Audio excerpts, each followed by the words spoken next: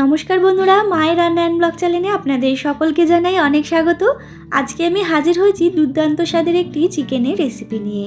আজকে আমি শেয়ার করব চিকেন মালাইকারি কিংবা মুরগ মালাই।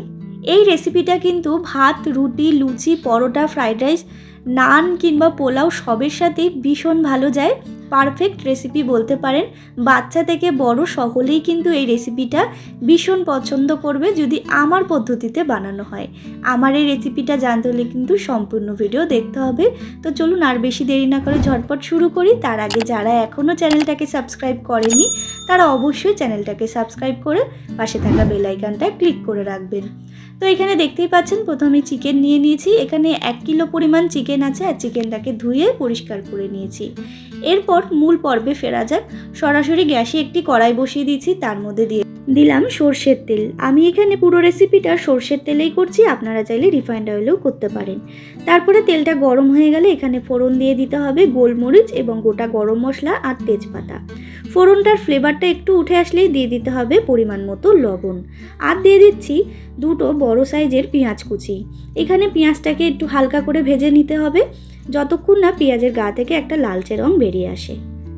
তো দেখুন বন্ধুরা, পেঁয়াজটা কিন্তু অনেকটা পরিমাণই মজে এসছে আর পেঁয়াজের গা থেকে কিন্তু লালচে রং বেরিয়ে এসছে। এরপরে আমি দিয়ে দিলাম পরিমাণ মতো আদা বাটা এবং পরিমাণ মতো রসুন বাটা। এবার আদা রসুন বাটা দিয়ে কিন্তু আমি ভালো করে একটুখানি ভেজে নিচ্ছি যাতে আদা রসুনের কাঁচা গন্ধটা একেবারে চলে যায়। তো দেখুন বন্ধুরা, আমি আদা রসুন বাটা দিয়ে কিন্তু একটু ভেজে নিয়েছি আর আদা রসুনের কাঁচা গন্ধটাও একেবারে চলে গেছে। এরপরে কিন্তু আমি একে একে সমস্ত গুঁড়ো মশলাগুলো অ্যাড করে দেব। দিয়ে দিলাম এখানে 1 টেবিল চামচ মতো ধনে গুঁড়ো, আর দিয়ে দিলাম পরিমাণ মতো হলুদ গুঁড়ো, দিয়ে দিচ্ছি গরম মশলার গুঁড়ো, আর দিয়ে দেব ঝাল লঙ্কার গুঁড়ো। এখানে অ্যাড করে দেব কাশ্মীরি লঙ্কার গুঁড়ো। ব্যাস, এবার সমস্ত মশলাটাকে কিন্তু আমি কষিয়ে নেব। তার আগে দিয়ে দেব সামান্য পরিমাণ জল যাতে মশলাটা একটু পুড়ে না যায়। দেখতেই পাচ্ছেন, এবার মশলাটাকে ভালো করে কষিয়ে নেব যতক্ষণ না মশলার গা থেকে খুব ভালো পরিমাণে তেল ছেড়ে যাচ্ছে। তো দেখুন বন্ধুরা, মশলার গা থেকে কিন্তু খুব ভালো পরিমাণে তেল ছেড়ে গেছে, দেখতেই পাচ্ছেন আপনারা। এরপরে কিন্তু আমি একে একে অ্যাড করে দেব ধুয়ে পরিষ্কার করে রাখা চিকেনগুলো দিয়ে কিন্তু আমি আবারও মশলার সাথে খুব ভালো করে কষিয়ে নেব। তো দেখতেই পাচ্ছেন বন্ধুরা, চিকেনগুলো কিন্তু আমি অ্যাড করে দিয়েছি।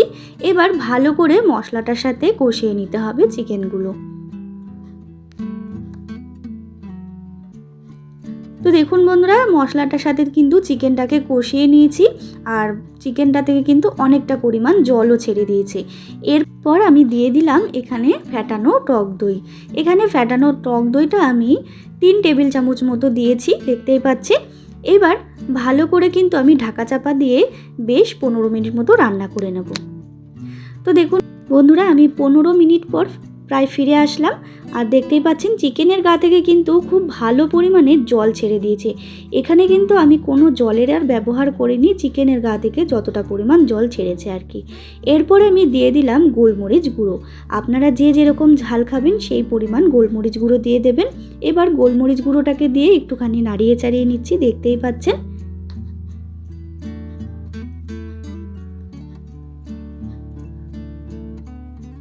তো গোলমরিচ গুঁড়োটা দিয়ে একটু নাড়িয়ে চাড়িয়ে দিয়ে দিতে হবে 1 বাটি পরিমাণ এখানে দুধটা অবশ্যই জাল দেওয়া দুধ হতে হবে।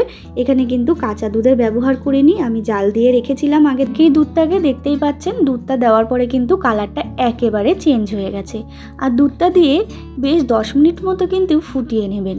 এরপরে দিয়ে দিলাম পরিমাণ মতো চিনিটা সামান্য ব্যবহার করবেন, চাইলে আপনারা নাও দিতে পারেন। তবে এখানে আমি দিলাম ঝাল, নুন এবং টকটা ব্যালেন্সে থাকার জন্য, যেহেতু এর মধ্যে টক দই দেওয়া আছে। এরপরে আমি দিয়ে দিলাম ফ্রেশ ক্রিমটা দিয়ে কিন্তু এবার ভালো করে আবারও একটুখানি নাড়িয়ে চাড়িয়ে নিচ্ছি। একটু নাড়িয়ে চাড়িয়ে নিয়ে নিলেই কিন্তু রেডি হয়ে যাবে প্রায়। এরপরে আমি দিয়ে দেবো কাসুরি মেথিটাকে আমি একটুখানি হাতের মধ্যে ডলে গুঁড়ো করে তারপরে দিয়ে দিচ্ছি। আর দেখে বুঝতেই পাচ্ছেন কতটা লোভনীয় হয়েছে এই চিকেন রেসিপিটা। ভীষণই টেস্টি হয়। এই রকমভাবে রান্না করলে চিকেন রেসিপিটা খুব ভালো লাগে। রুটি, পরোটা, ভাত কিংবা ফ্রাইড রাইস, পোলাও সবের সাথে কিন্তু ভীষণ ভালো যায়। আর আমার কিন্তু একেবারে রেডি হয়ে গেছে এই চিকেন মালাইকারি। তো চলুন এরপর সরাসরি কিন্তু আমি সার্ভ করে দিচ্ছি। তো বন্ধুরা, বাড়িতে একবার হলেও এইভাবে ট্রাই করে দেখবেন চিকেন মালাইকারি, ভীষণ ভালো লাগবে। বাচ্চা থেকে বড় সকলের কিন্তু খুবই ভালো লাগবে এই রেসিপিটা।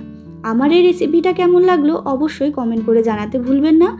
অবশ্যই বাড়িতে একবার হলেও ট্রাই করবেন। আর যদি কিছু ভালো লেগে থাকে তাহলে অবশ্যই একটা লাইক শেয়ার করবেন। আর যারা এখনও আমার চ্যানেলটাকে সাবস্ক্রাইব করেননি তারা নিত্য নতুন ভিডিও দেখার জন্য আমার চ্যানেলটাকে সাবস্ক্রাইব করে আমার পাশে থাকবেন। দেখা হবে নতুন কোনো রেসিপির সাথে। ততক্ষণের জন্য ভালো থাকবেন। ধন্যবাদ।